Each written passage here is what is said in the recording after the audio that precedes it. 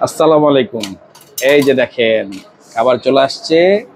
আজকে চিংড়ি দিয়ে লাল শাক দেখেছেন, আর এটা বাইম মাছ ভুনা, সাদা ভাত, ডাউল।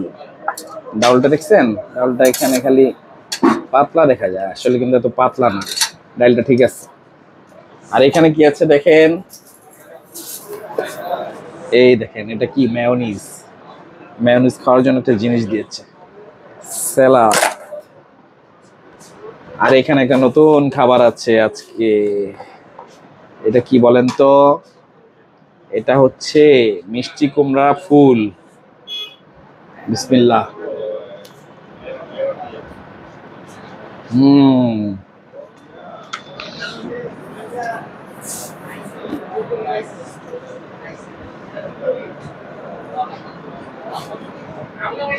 আসেন খাই।